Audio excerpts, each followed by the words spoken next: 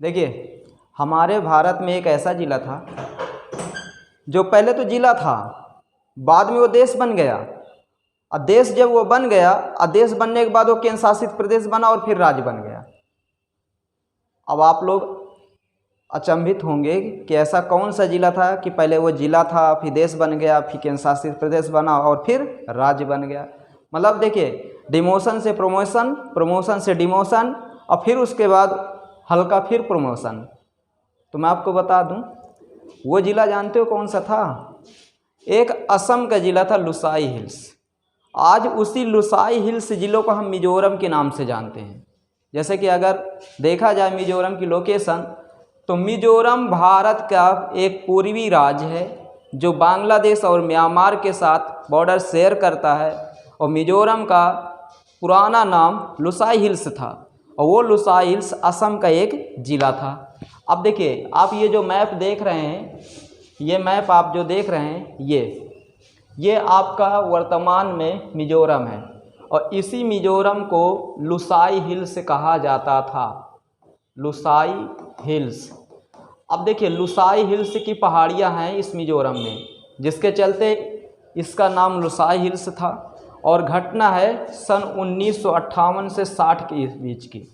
1958 और 60 के बीच की घटना है। 1960 और 58 में ये जो मिजोरम है वर्तमान का, ये एक ज़िला था और वो ज़िला था असम का। यहाँ पर देखिए, ये असम है, असम से जुड़ा हुआ है। तो असम का ये ज़िला था और इस ज़िले का नाम था लुसाई हिल्स।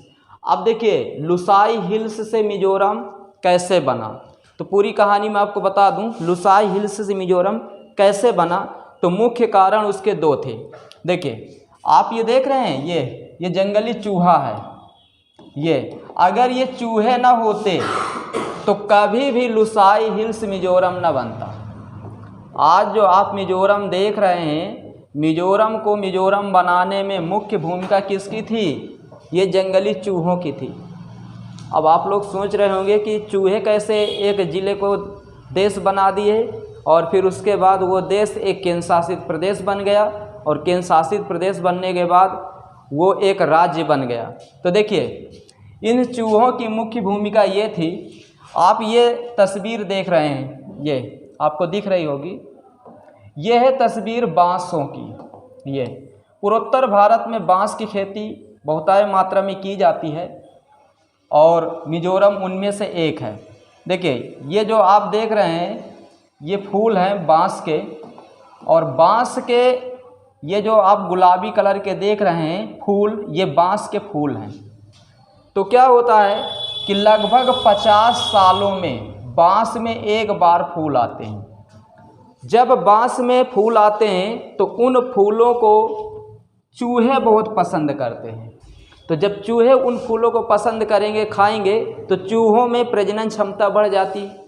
तो जब मिजोरम में बांस के फूल आए और जब बांस के फूल आ गए तो जो जंगली चूहे थे वो फूल को खाने लगे और खाते खाते उनमें प्रजनन क्षमता बढ़ती चली जा रही थी।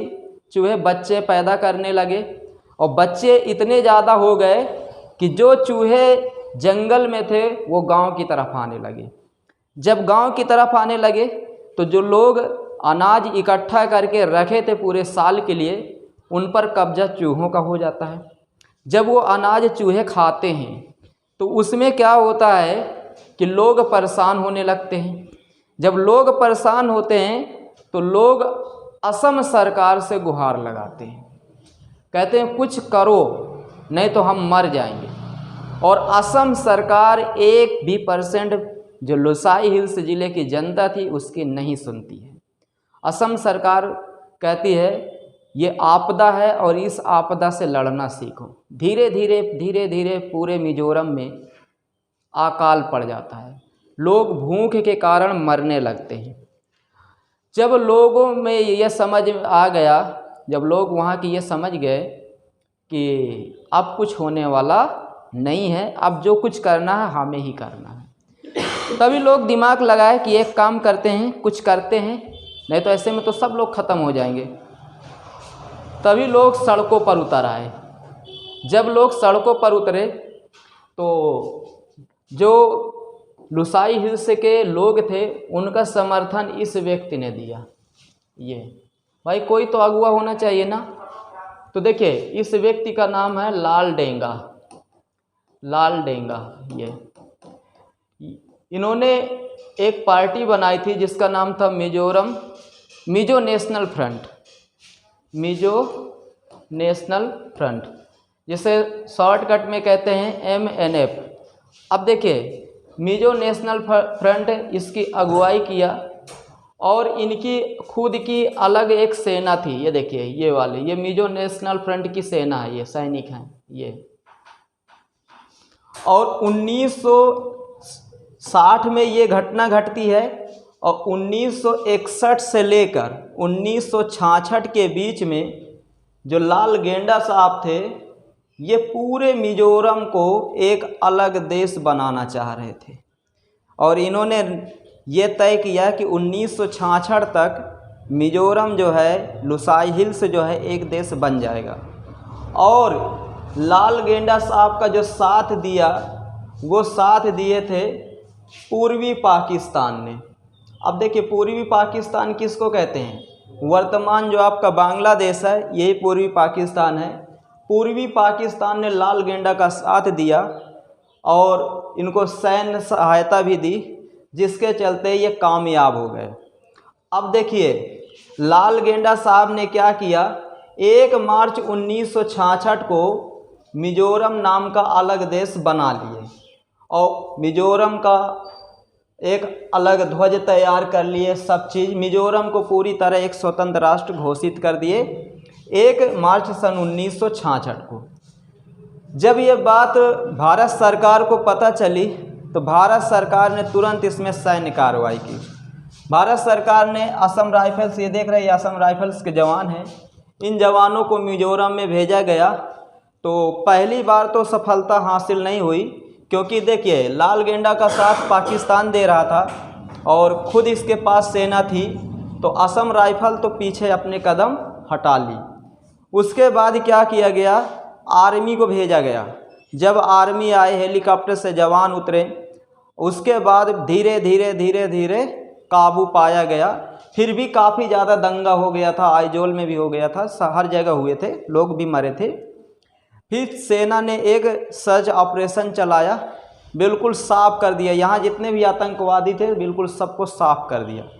और 1972 में मिजोरम को सबसे पहले एक यूटी बना दिया गया, केंद्र शासित प्रदेश। बाद में क्या किया गया कि 1976 में इन्हीं लाल गेंडा की जो पार्टी थी, जिसे हम कहते हैं मिजो नेशनल फ्रंट, और भारत सरकार के बीच एक समझौता हुआ और उस समझौते के तहत फिर 1986 में मिजोरम को एक स्वतंत्र राज्य बना दिया गया 23वें नंबर का। बात समझ में आ रही है?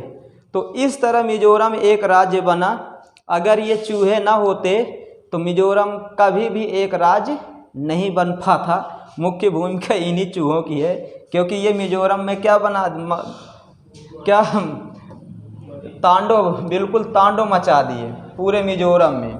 मिजोरम की जनता परेशान हो गई और बाद में तो देश बना ही लिए थे, लेकिन देश बना के क्या करते लोग, सक्सेस थोड़ो होते। ठीक है, तो ये कहानी थी छोटी सी मिजोरम की। आप हमेशा याद रखना, पहले मिजोरम असम का एक ज़िला था जिसका नाम था लुसाई हिल्स। उसके बाद आप ये याद रखना, मिजोरम में जो मिजो नेशनल फ्रंट जो पार्टी थी, वो गेंडा का नाम आ रहा, लाल डेंगा साहब की थी। और लाल डेंगा साहब पूरे मिजोरम को अपने हाथ में ले लिए थे। और यहाँ पर सबसे ज़्यादा क्रिश्चियन आबादी रहती है, इस मिजोरम में सबसे ज़्यादा क्रिश्चियन आबादी निवास करती। ठीक है, समझ में आ गई होगी बात। ओके।